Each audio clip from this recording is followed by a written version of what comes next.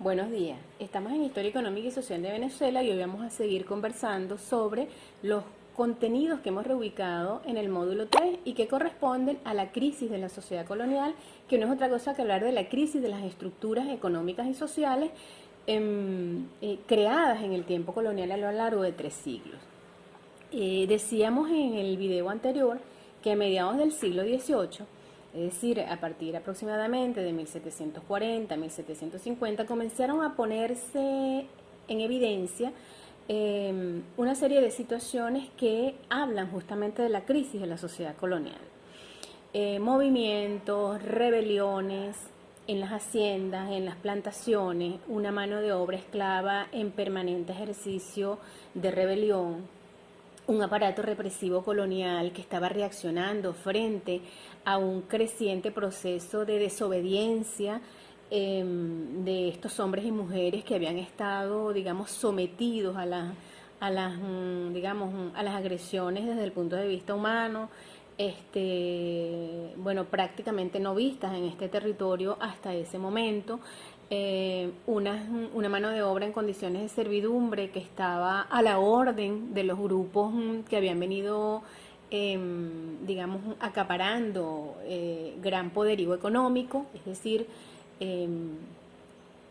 que habían estado al servicio de los blancos criollos que estaban frente al aparato económico colonial en esta tierra. Todo eso comenzó a suceder y junto a eso también vemos como ya para ese momento, que habían transcurrido varios siglos de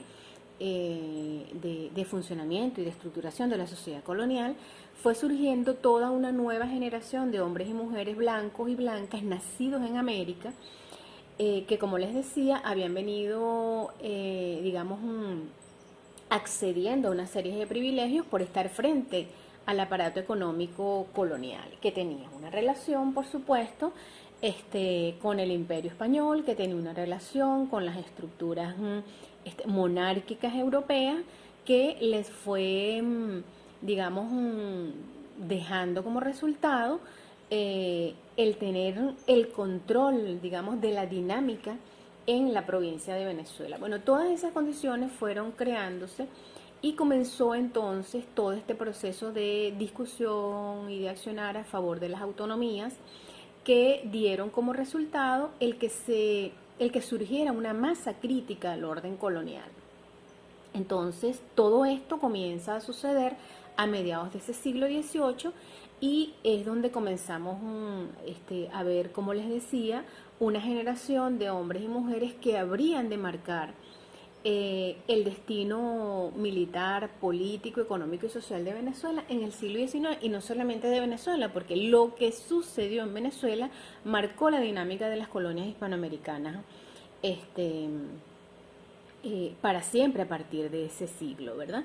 Es importante que no hablemos solamente en términos masculinos. Siempre se suele referir a este tiempo como un tiempo donde nacieron hombres muy importantes, que por supuesto nacieron y fueron importantes y siguen siendo importantes y siguen marcando las dinámicas de nuestros pueblos, pero también el papel de la mujer fue muy importante en todo esto.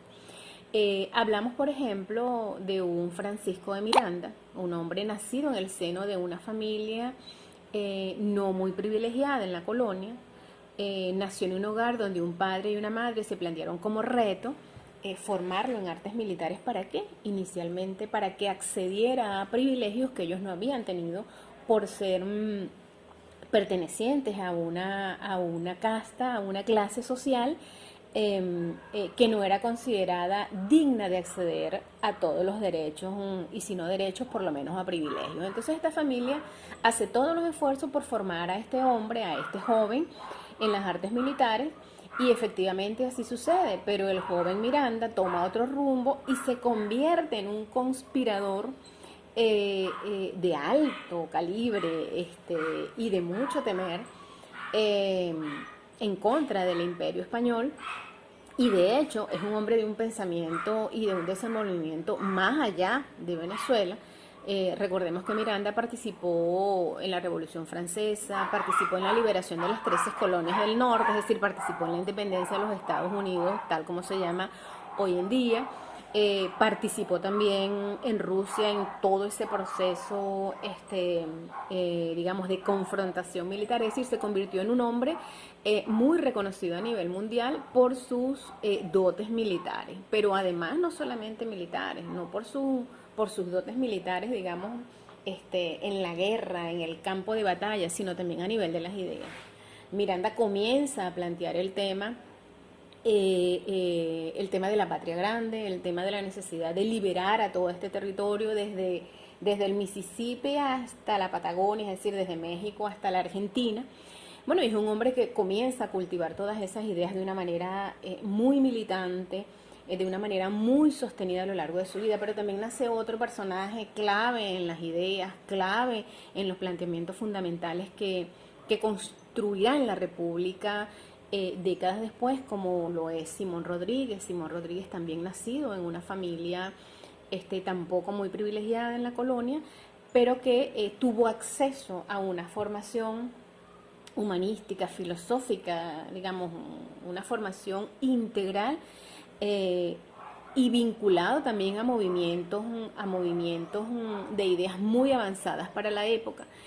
Y tiene la particularidad que se convirtió en el tutor, en el formador, en el maestro de los hijos de los blancos criollos caraqueños muy adinerados que pagaban por esa educación. Uno de esos jóvenes, que es el otro nacido a fines de ese siglo, es Bolívar, nacido, ¿verdad? Sí, en el seno de una familia muy adinerada, muy poderosa, muy acaudalada, pero Bolívar fue un hombre con un gran sentido del tiempo histórico que le tocó vivir, tenía plena conciencia de la crisis de la sociedad colonial, del ciclo que se estaba cerrando a nivel de las estructuras económicas y sociales coloniales, y sabía perfectamente que el mundo se dirigía hacia una organización de otro tipo. El tema de la república, el tema de la patria grande, el tema de la unidad latinoamericana y caribeña, todo eso lo recoge Bolívar, todo eso lo alimenta Bolívar de esos hombres inspiradores de ese tiempo, de Miranda, de Rodríguez y de otros pensadores europeos que estaban en ese momento generando pues toda una discusión acerca de la ciudadanía, de los derechos del hombre, diríamos en este momento de los derechos de la mujer también. Entonces Bolívar se convierte en un faro, en un tipo absolutamente lúcido y comienza a activar desde la política y desde el campo militar, digamos, para concretar esas ideas en América, ¿verdad? Pero no solamente Bolívar. Como les decía, las mujeres tuvimos una participación también absolutamente protagónica. Juana Sánchez, Juana Ramírez la Avanzadora, Ana María Campos. Bueno, si nos detuviéramos a hablar de Manuela, que estaba en otra parte del territorio del sur, ¿no?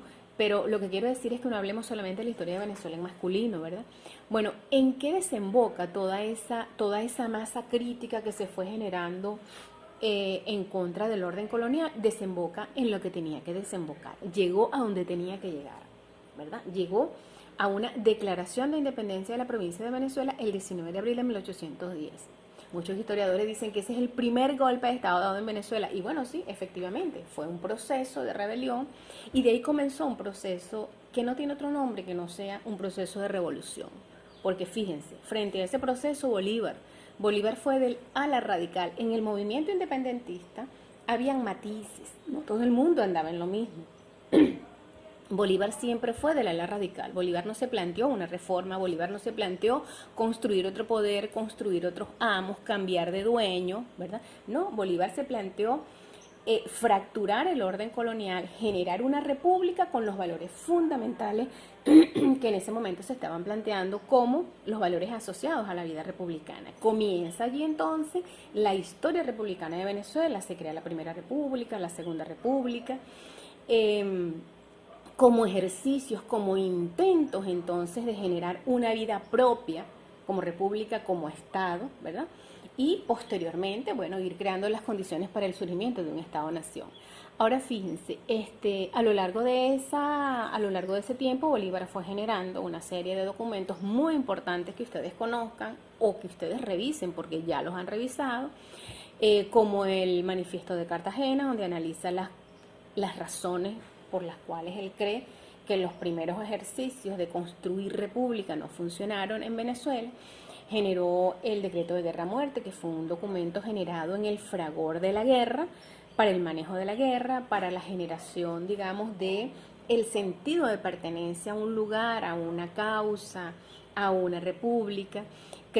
Escribió también la Carta de Jamaica, donde analiza también las condiciones culturales, políticas, históricas para generar un proceso de emancipación en América Latina, y trabaja todo el mapa de los países latinoamericanos y caribeños, un documento sumamente importante no solamente para la historia, sino también para la antropología.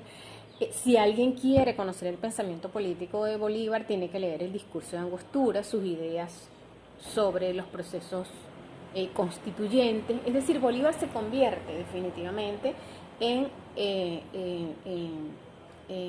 digamos, en uno de los hombres más lúcidos de ese proceso, junto a otro, junto a Rodríguez, junto a Sucre.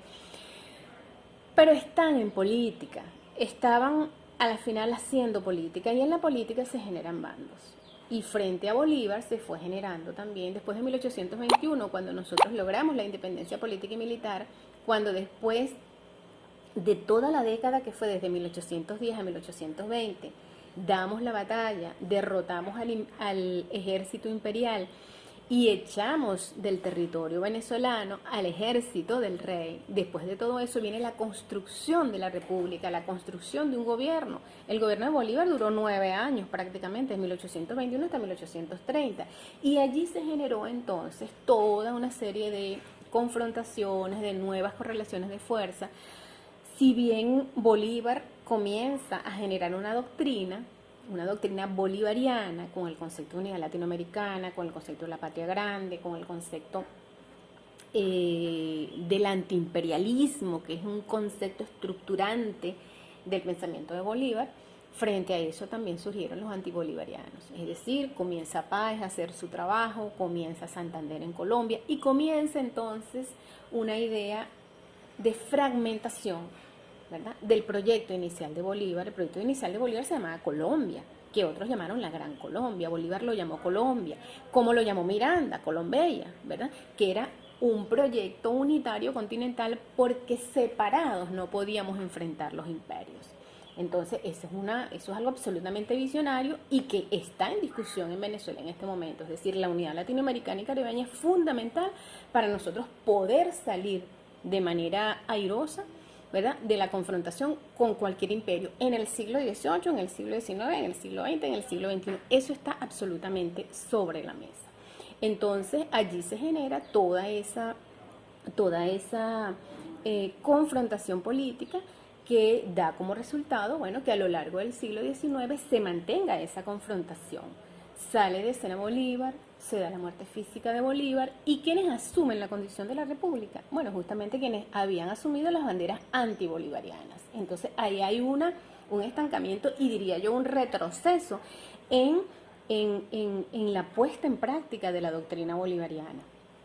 Pero esa doctrina no se abandona a lo largo del siglo XIX. Fíjense ustedes que a mediados de 1850, los Monagas, el mismo Ezequiel Zamora, ¿cómo eran llamados en ese tiempo? Los bolivarianos. ¿Por qué? Porque mantenían la lucha por las banderas bolivarianas, por el ideal bolivariano. Un ejemplo solamente. Una de las primeras banderas de la revolución independentista en Venezuela fue la libertad de los esclavos. En 1808, 1809, 1810.